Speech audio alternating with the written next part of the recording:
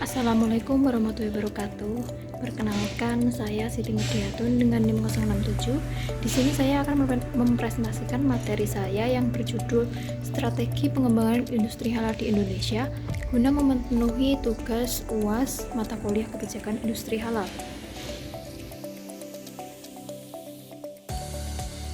Yang pertama yaitu pendahuluan. Indonesia memiliki potensi besar dalam pengembangan industri halal karena merupakan negara dengan populasi muslim terbesar di dunia, sehingga menciptakan pasar domestik yang sangat signifikan untuk produk halal.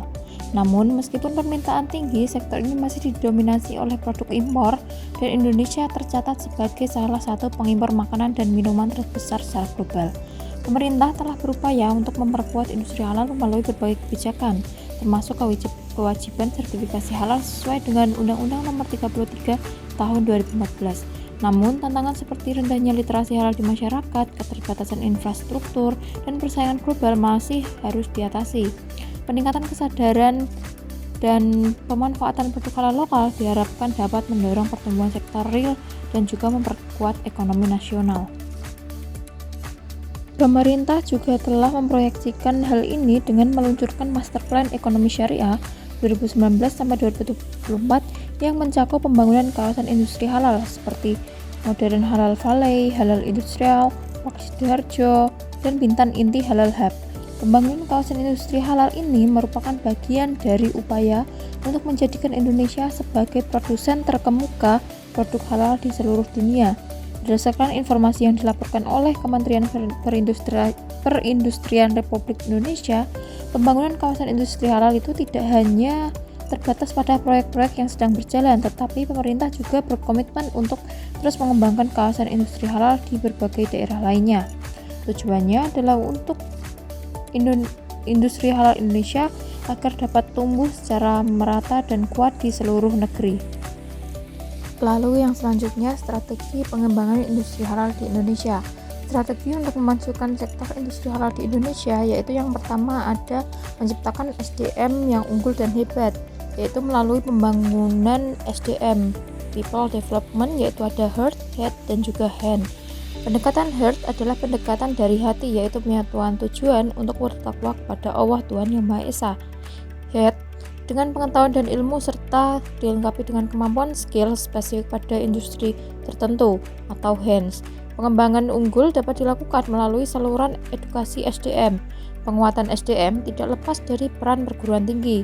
Di samping penguatan terhadap SDM yang berkualitas dan ahli di bidangnya, perguruan tinggi juga memiliki tanggung jawab untuk menghasilkan riset-riset yang berkualitas, termasuk riset dalam industri produk halal.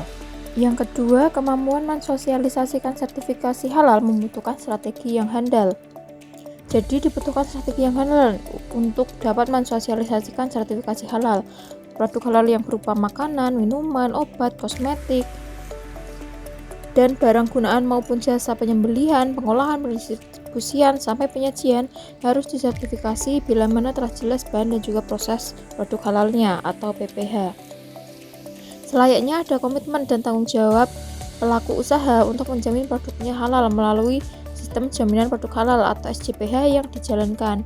Nah, pada saat yang sama, produk yang sudah disertifikasi halal perlu untuk mendapatkan kemudahan dan konsensi lain agar dapat diproduksi, diedarkan, dan diperdagangkan tanpa hambatan yang berarti.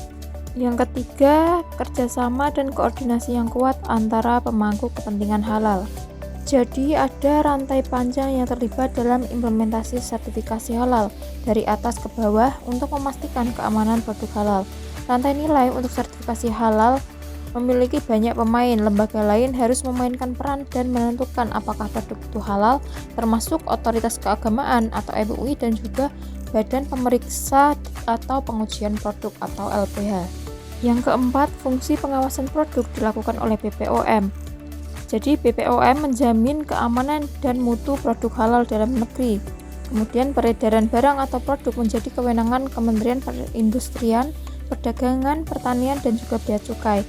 Kerjasama internasional dengan lembaga halal negeri menjadi otoritas Kementerian Luar Negeri. Jadi harus saling bekerja sama. Selanjutnya ada strategi untuk mengoptimalkan industri halal di Indonesia pada penguatan sektor dan bersinergi memperbaiki seluruh elemen. Yang pertama ada memperbaiki sosialisasi dan juga edukasi mengenai pentingnya sertifikasi halal kepada masyarakat Indonesia, pelaku industri baik yang kecil maupun yang besar. Yang kedua, memperkuat kepastian hukum. Jadi, hukum yang ada di Indonesia lebih diperkuat lagi tentang kejelasan hukum-hukumnya. Yang ketiga, pemerintah perlu memaksimalkan perencanaan dan sosialisasi kawasan industri halal dalam meningkatkan kualitas produk halal Indonesia. Dan yang keempat, meningkatkan kualitas produk industri halal Indonesia supaya mampu bersaing di pasar nasional dan juga internasional. Bagian strategi selanjutnya yaitu strategi pengembangan ekspor halal. Yang pertama ada peningkatan daya saing produk. Jadi peningkatan daya saing produk itu sangat penting. Hal ini karena mencakup pengembangan riset untuk menciptakan produk yang berkualitas, membangun kawasan industri halal atau KIH, dan mendorong sertifikasi halal. Dukungan pemerintah kepada UMKM dalam hal literasi dan peningkatan kualitas produk juga menjadi faktor penentu. Yang kedua, memaksimalkan akses pasar ekspor halal. Jadi pemerintah dapat membantu pelaku UMKM untuk mendapatkan informasi tentang tren pasar global dan memfasilitasi partisipasi mereka dalam pameran internasional. Selain itu, memanfaatkan perjanjian perdagangan internasional untuk mendapatkan preferensi tarif juga penting untuk meningkatkan daya saing produk halal di pasar global. Yang ketiga, mendukung UMKM dalam rantai pasok global menjadi fokus utama. Penguatan kapasitas UMKM melalui edukasi, pembiayaan, dan pembangunan pusat inkubasi bisnis dapat membantu mereka menjadi bagian dari rantai nilai industri halal. Sinergi antara UMKM dan perusahaan besar juga dapat meningkatkan akses pasar ekspor global. Selanjutnya yaitu strategi khusus pengembangan industri halal di Indonesia. Yang pertama ada penguatan produk ekspor dan substitusi impor. Jadi pemerintah ingin meningkatkan daya saing produk halal Indonesia di pasar luar negeri dan mengurangi ketergantungan produk impor. Strategi pertama yang bisa dilakukan yaitu negosiasi dengan negara OKI mengenai penurunan tarif produk ekspor melalui sejumlah kemitraan, antara lain PTA Indonesia Iran dan CEPA Indonesia Turki. Yang kedua ada memperkuat rantai nilai produk halal dengan berfokus pada komoditas ekspor unggulan seperti makanan olahan, daging, pakan ternak, pakaian jadi atau fashion, kosmetik, dan juga obat-obatan. Yang ketiga, meningkatkan pemasaran ekspor agar produk halal lebih dikenal dan juga dipercayai di pasar global melalui branding produk dan juga kolaborasi dengan OKI.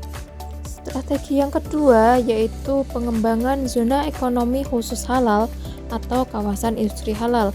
Itu meliputi pemerintah melalui Kemenperin sedang menggarap pengembangan kawasan industri halal seperti kawasan industri Batamindo, kawasan industri Bitan, kawasan industri Pulau Gadung Jakarta, dan juga kawasan industri Hyundai Cikade.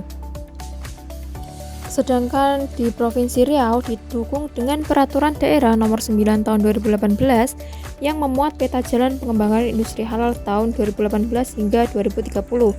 Juga Peraturan Gubernur Nomor 18 Tahun 2018 dengan tentang pariwisata halal. Banyak daerah industri halal seperti Dumai, Tanjung Putong, Kuala Inok, serta kawasan ekonomi khusus berkembang dari kawasan ini. Riau yang kaya akan sumber daya lokal termasuk sejumlah besar bahan baku seperti kelapa sawit, kelapa dan karet dan juga sagu dan juga pinang. Yang ketiga ada inisiasi Badan Khusus Pengembangan Industri Halal. Jadi pemerintah berencana untuk mendorong pembentukan lembaga khusus yang fokus mengembangkan industri halal.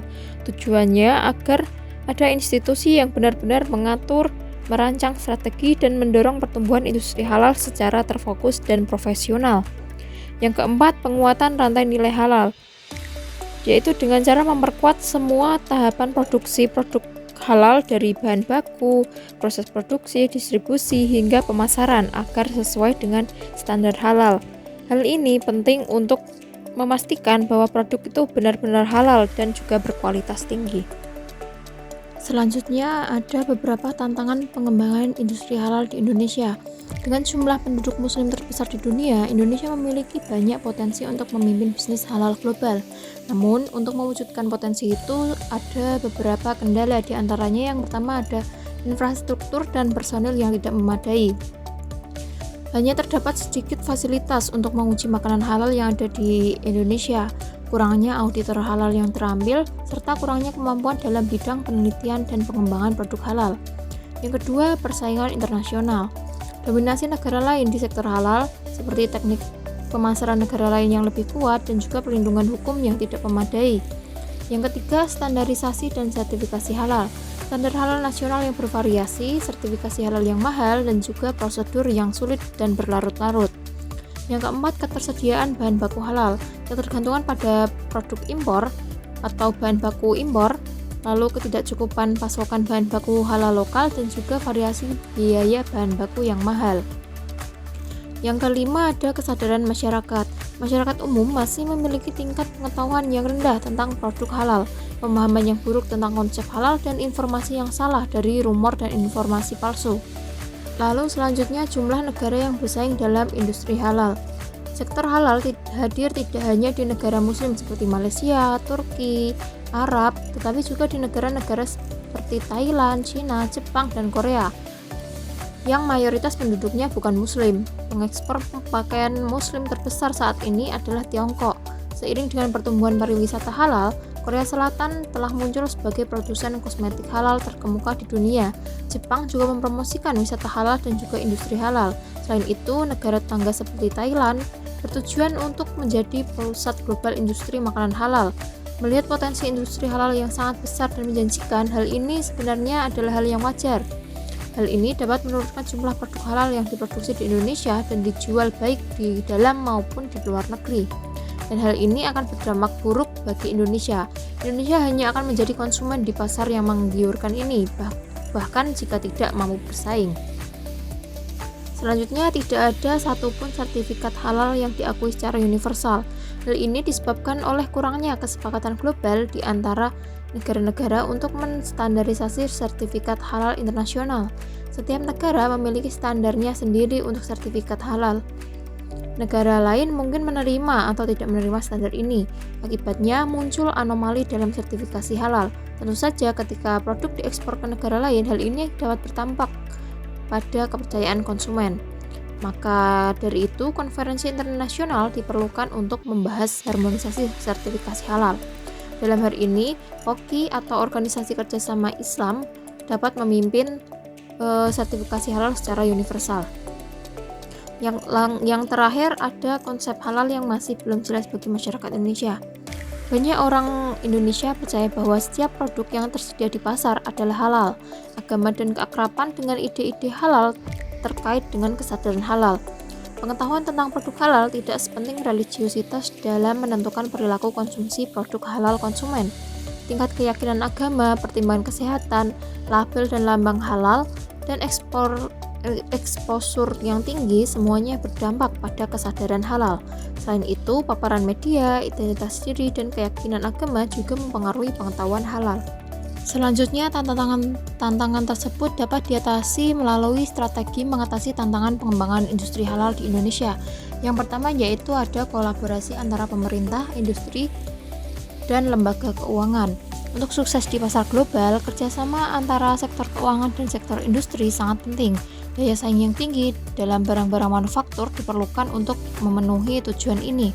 Bekerja sama dengan sektor keuangan, sektor industri, dan sertifikasi halal adalah salah satu cara untuk mencapai hal ini. Hal ini akan memungkinkan kita untuk mengembangkan produk halal yang berkualitas tinggi dan sesuai dengan standar. Yang kedua, peningkatan kesadaran dan pendidikan halal. Langkah-langkah pengembangan masyarakat seperti pelatihan dan seminar dapat dilakukan di sekolah-sekolah dan komunitas untuk meningkatkan kesadaran halal dan mendidik masyarakat tentang halal. Sosialisasi gerakan masyarakat sadar halal yang berupaya mengedukasi dan menjangkau masyarakat terkait nilai-nilai halal merupakan salah satu upaya yang dapat dilakukan. Dapat dilakukannya jenis perilaku ini baik secara online maupun offline selama mematuhi peraturan kesehatan yang berlaku. Pelatihan ini menggunakan model ceramah dan presentasi produk halal sebagai metodenya. Diharapkan dengan menggunakan strategi ini, masyarakat umum akan menjadi lebih sadar akan pentingnya memilih produk halal dan dapat mengenali produk yang telah menerima sertifikasi yang diperlukan. Lalu yang terakhir ada peran pemangku kepentingan dalam meningkatkan industri halal. Bisnis halal telah muncul sebagai salah satu bidang ekonomi yang diprediksi akan terus berkembang seiring dengan meningkatnya permintaan produk halal di seluruh dunia. Indonesia memiliki potensi yang signifikan untuk menjadi pusat makanan halal global karena jumlah penduduk muslim yang besar. Ada beberapa pihak yang telah berperan penting dalam meningkatkan industri halal. Yang pertama, melalui pembiayaan bisnis yang sesuai dengan prinsip-prinsip hukum syariah. Lembaga keuangan syariah berkontribusi dalam pengembangan rantai pasokan industri halal untuk mengelola dan mendistribusikan kekayaan sesuai dengan syariat Islam. Perencanaan keuangan syariah sangatlah penting dalam hal ini. Yang kedua, pengelolaan rantai pasokan dalam bisnis halal juga sangat bergantung pada teknologi informasi. Teknologi informasi ini digunakan untuk memudahkan berbagai informasi tentang perkiraan permintaan, jadwal produksi, dan angka penjualan. Hal ini akan memudahkan pendistribusian barang halal secara internasional. Yang ketiga, sebagai pelanggan, masyarakat memainkan peran penting dalam manajemen rantai pasok bisnis halal. Selain itu, masyarakat dapat membentuk lembaga pemeriksa halal atau LPH yang tunduk pada peraturan pemerintah sesuai dengan Undang-Undang Nomor 33 Tahun 2014. Melalui pendirian lembaga-lembaga ini, komunitas dapat berperan aktif dalam menjaga produk halal selain menjadi konsumen yang terinformasi. Jadi mereka sangat penting dalam mengawasi dan menginformasikan kepada masyarakat luas tentang produk-produk halal yang ada di Indonesia. Mungkin itu materi yang dapat saya sampaikan, kurang lebihnya mohon maaf. Assalamualaikum warahmatullahi wabarakatuh.